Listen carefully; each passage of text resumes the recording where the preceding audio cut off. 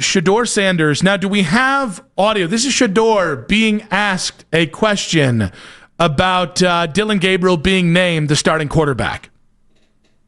Oh, okay. Mm-hmm. All right.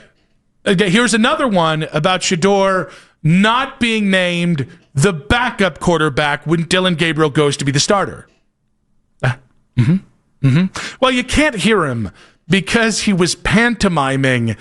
So basically, it was the lip sync version of Shedeur talking with the media today, except there was no sound. It was just Shedeur moving his mouth like he was talking, and people on social media are big mad about this. I just think, like, if you're mad about this, you're looking for something to be mad about. And I know, like, well, I get the whole angle that it is another thing that is Shedeur Sanders. The fact that he could have just stood there, gave a couple of answers, and been done with it.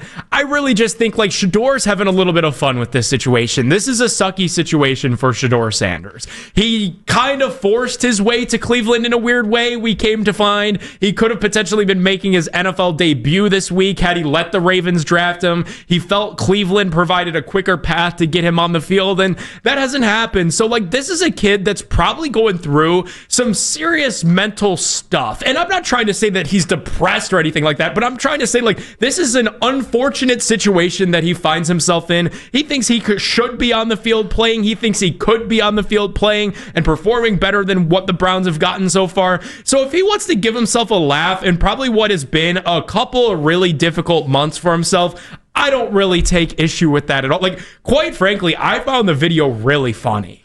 I may have laughed. All right. Because, like, everybody takes anything that Shedeur says and construes it to whatever their narrative about Shedeur is going to be. So, like, the fact that he gave those people nothing and they're still construing the nothing, it is a little bit funny. I would like to make the point that I made earlier in the show. The people blowing this story up are not the Shahive.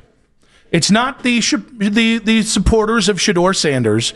No, it's the people that think he's a clown, that have a problem with him being in the NFL, that honestly I think just hate Deion and hate his kid because he's an echo of who Deion is.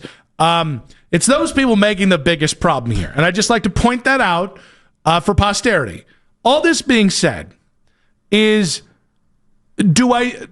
here's one area where I do think the haters actually have it right on Shedeur. I think if the Browns are looking at that and saying to themselves, this is why you're not our starting quarterback right now, well, then they're dumber than I realize. Because that video in and of itself is innocuous, it's silly, doesn't really mean anything, but I understand why teams wouldn't want that out there as if he was the starting quarterback. And if he was the starting quarterback, he wouldn't be doing this. So I really think that it's a moot point. Like, and maybe I'll eat those words in a couple of weeks. Maybe in a couple of weeks he'll be the starting quarterback. Well, will you eat the mimicry? Maybe. Yeah. And maybe he'll be the starting quarterback and he'll say something dumb and everybody will call him a clown and I'll have to be like, okay, you guys were right. But, like, he's not the starting quarterback. He's the third string. You know they're going to him to get quotes about the Dillon Gabriel stuff, to get quotes about the fact that he's still the third string and not the backup. They're trying to get him to slip into saying something that they could put in a headline. And the fact that he didn't give anybody that, now people are mad about that. It would not surprise me if Shedeur was told, don't say anything about this, even if you're asked. So in the moment, I'm sure that he was just thinking, as a fun little thing we'll do, but it doesn't really mean anything. Not understanding that social media has decided he's either the greatest thing since sliced bread or the worst thing since it. Now, here's where it does matter. Would I hold Shedeur back for this? No, that's stupid. Yeah, it's a stupid thing to be pissed about. For sure. In the vast cosmos of things to be upset about, when I'm worried about running backs being accused of punching significant others right in the face. Now, see, that one gets me going. Yeah. When the face of the franchise demands a trade, and then there's a whole ensuing PR battle, and then he settles for $40 million after saying it was about money, right? Like, all right, I find that a little embarrassing, little frustrating. He didn't talk while moving his lips while talking to the media is an incredibly stupid and silly thing to get upset about. Here's why it matters. When you are the backup quarterback or the third-string quarterback, you don't have power. Right. Inevitably, no matter what you say, no matter what you do, if you have the power to play, you have the power to silence the doubters. And right now, Shedeur does not have the power to silence the doubters. So where I think it's a ridiculous thing and anyone being upset about it is being ridiculous, the truth is, I guarantee you that over at that place, they went to Shedeur and said X, Y, and Z. This is what we expect of you as a quarterback. And even though that what we saw in that video wasn't a direct violation of X, Y, and Z, I guarantee you they go to him and say, this is why you're not the starter. Because they have the power and he doesn't. And it's something that the kid does not understand, that he is behind the 8 ball. They have told you, we don't trust you. They've told you, we don't trust how you work. They've told you, we don't trust how you are. We don't think you're a bad guy because you wouldn't be here. We don't think you can't play football because you wouldn't be here. But the truth of the matter is, from their standpoint, do I think they probably look at this and go, he's proving our point. This is why he's not starting. Well, yes, 100%, dude, which is the only reason why it's ill-advised. And if that's the case, then maybe shame on the Browns, because they had those same feelings about Baker Mayfield. They weren't a big fan of how Baker conducted himself with the media. They weren't a big fan of some of the stuff that Baker Mayfield was doing in sideline interviews. And look at Baker now. He's still that same guy. They asked Baker today about if him and Sam Darnold still talk about the good times in Carolina, and he said the what times, and the reporter said the good times, and he said no, we don't. It's still the same Baker Mayfield, but he's objectively that's a stupid question, and he's found success on the field. Remember where both of you failed and got run out of potentially the NFL? Didn't you guys have fun there together? What was your favorite part, Baker? Was it being benched the first time or the second time?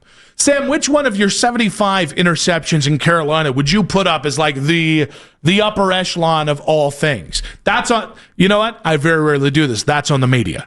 But specific to this, like, again, I think I have called this out correctly since day one. If it takes Dillon 7 steps to make a good impression on the Browns, Shedeur's going to have to do 10. It's a very simple math equation.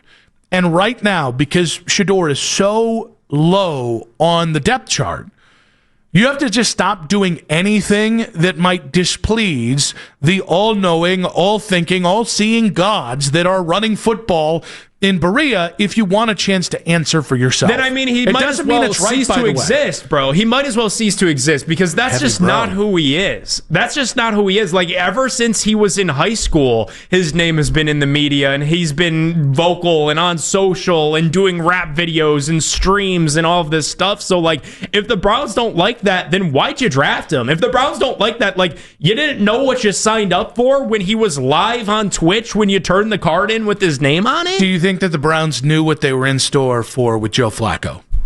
Meaning like the Joe Flacco experience. Do you think they knew that?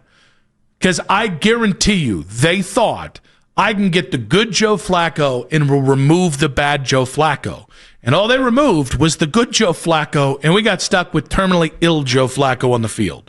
So that's a case of, I think we can get this out of somebody if we just push them in the right move. And you rendered Joe Flacco unplayable. Like, I think part of what makes specific to the Shedeur fun is thing. all of this stuff. Like, there's an intrusive part of my brain, man, that's just like, screw it, give people what they want, put the kid on the field, and if he balls out, then everybody's going to have to eat their words, and if not, then everybody gets to have their, we're right, victory lap, whatever. No, they won't, because they'll be getting fired regardless.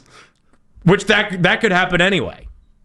I absolutely, yeah. And if guys, when they go to the 3rd round rookie going into week 5, like, this is early. There are several timelines that fall before you when you go for a 4-headed quarterback race. And this domino following this early, it better work out. Like, that's not as a threat. I just mean, like, I've watched so many NFL seasons, and I've watched so many coaches, so many quarterbacks, so many scenarios, which play out as innocently enough as Quarterback 1 was not giving us a chance to win, so we're going to go to quarterback 2. It doesn't matter what the contracts were. It doesn't matter what the details are. Like, when you change at quarterback, more often than not, this is where you fumble the bag. So don't get me wrong.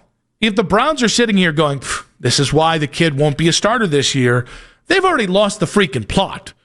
But if they've said X, Y, and Z, you are to do X, Y, and Z, and then you don't do it, no matter how ridiculous it might seem, you are going to be proving their point if they've given you the roadmap to playing and you haven't taken it up.